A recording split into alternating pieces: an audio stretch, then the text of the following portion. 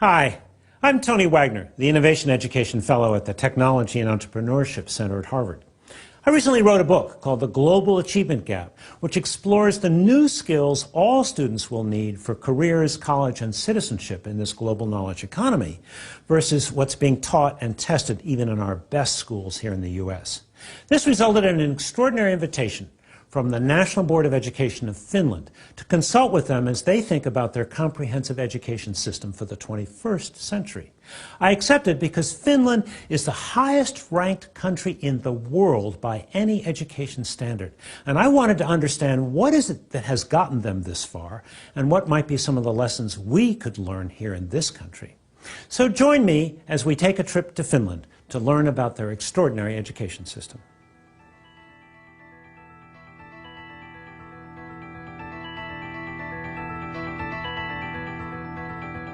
The question that is oftentimes asked when we get visitors from other countries to Finland, why are Finnish students successful? In Finland, families value education. They think that it's important.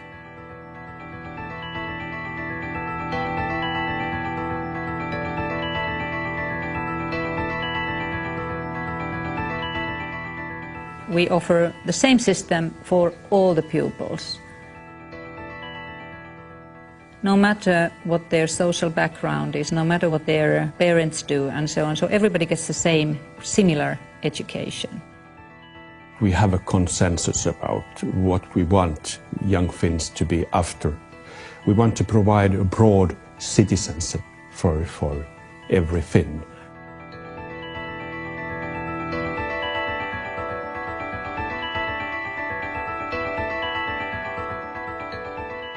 There is no one reason for Finland being on the top in all these rankings.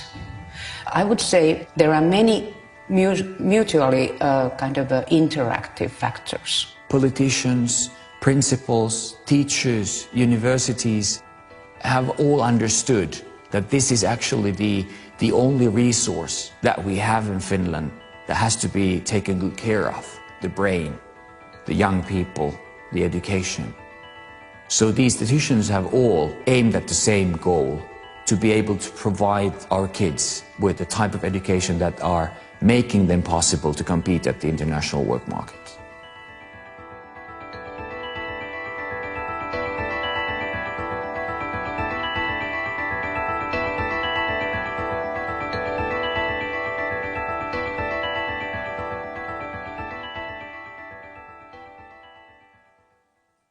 So how do you go about understanding a country's education system? Well, some folks like to start with the rules, the policies, the curriculum. My preference is to start with the students and understand their perspectives, and then go into classrooms.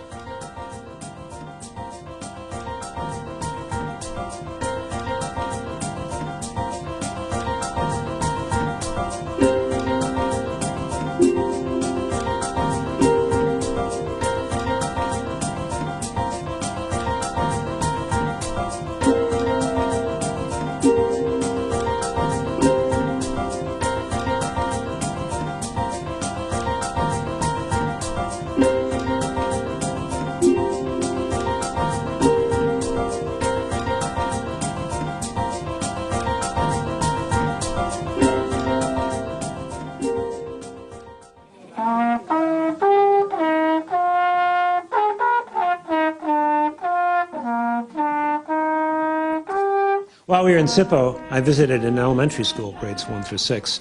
A couple things stood out for me. First of all, the size of the school, small.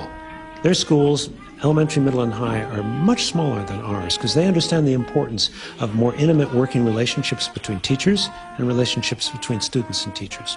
Class size also tended to be smaller, on average about 20.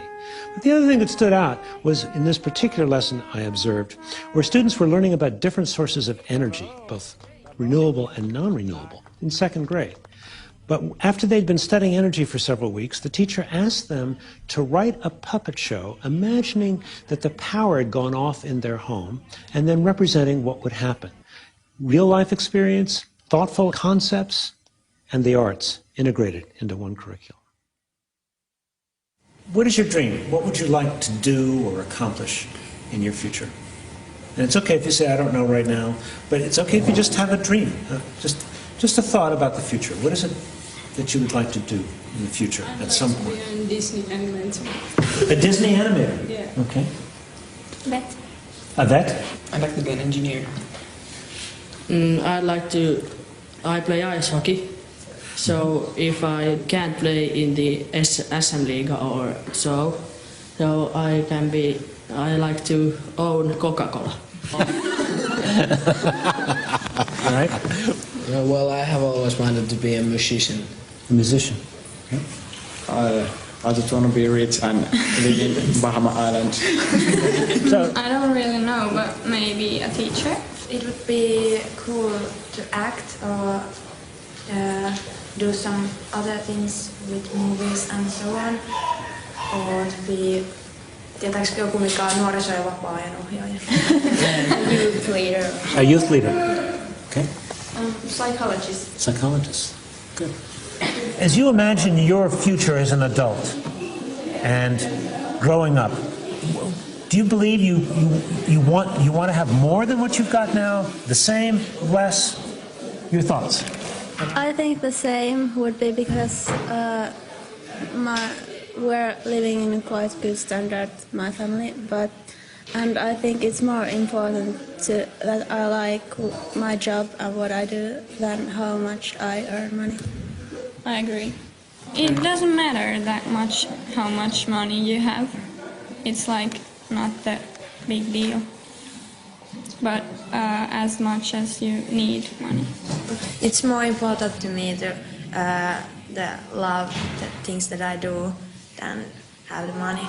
I also agree with the fact you have to like what you do, but if you don't make any money, like if you want to be an actor and then you just can't get a job, that is not wise. I don't think so. So I am pretty satisfied with the situation at my family's, so more or less the same. Mm-hmm. Yeah. Jobs that give you much money also take usually lots of time. So if you hate what you do but get millions of euros, it's not worth it. So less is sometimes more.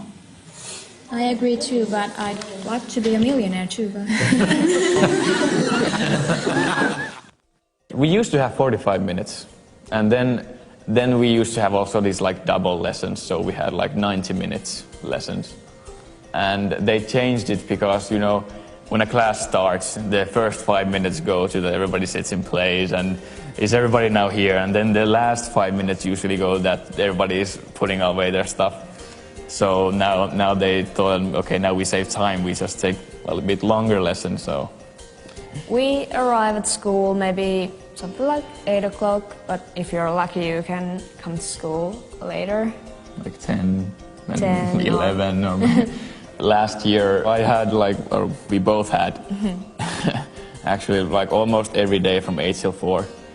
But when we're now seniors, so life is much easier now. So in the next period, when we have only like 4 courses or 3, so we have maybe some days we have only 2 lessons. We come to school at 12 and leave at 4, or come to maybe 11 and leave at 2. So it really depends how you do your course, how you choose them.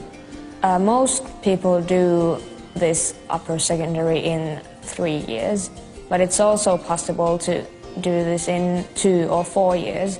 So of course if you do in 4 years, that means you have you don't have that many lessons every day. In my free time I see my friends, and I fence, sword fighting, and then I play with my computer. And I don't usually see my friends until the weekend because then you have more time. But I do sports, I do boxing or go to gym, or I spend a lot of time in front of the computer too. Facebook it's very easy to get addicted to.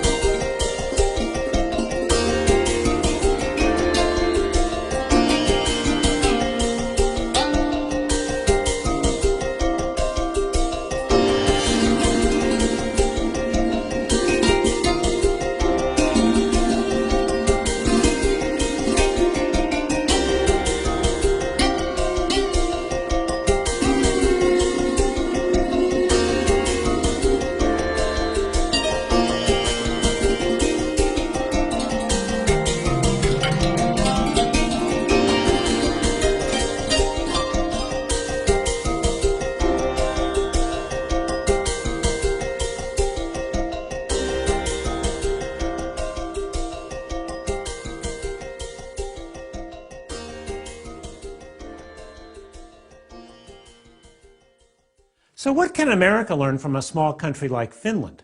Well, the better comparison is actually with our states, which have substantial autonomy for their education systems. So we think it's actually interesting to compare the results from Finland with a state that has similar demographics, size, and population, and in fact was settled by Scandinavians, Minnesota. Minnesota, according to the last national NAEP test, our nation's report card, scored 4th highest in 8th grade math scores and 2nd highest in the country on 8th grade reading. But what most Americans don't understand is that our best is simply not good enough by international education comparisons.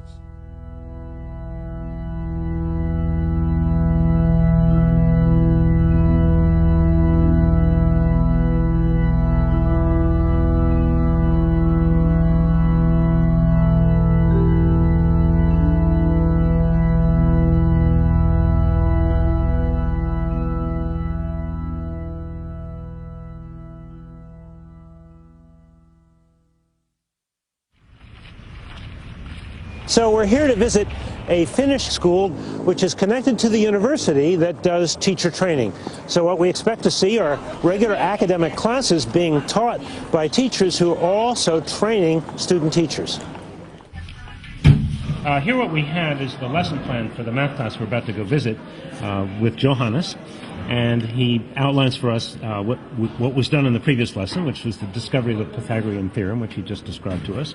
Now what we're going to apparently see is some oral calculation, proof of theorem, checking homework, how to calculate legs, that'll be interesting, written examples, individual practice, a short test of taught matter, and finally homework and self-evaluation. And it's a 75-minute class, so we're off to learn some math this morning.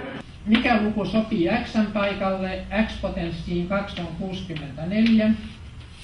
This is a normal 8th grade math class, not tracked, not advanced. And yesterday this 8th grade class was discovering the Pythagorean theorem. So in some respects this is a fairly traditional class, teacher at the front of the room, kids facing a board. But one thing that's quite different is the fact that it's the kids doing the problems at the board, not the teacher.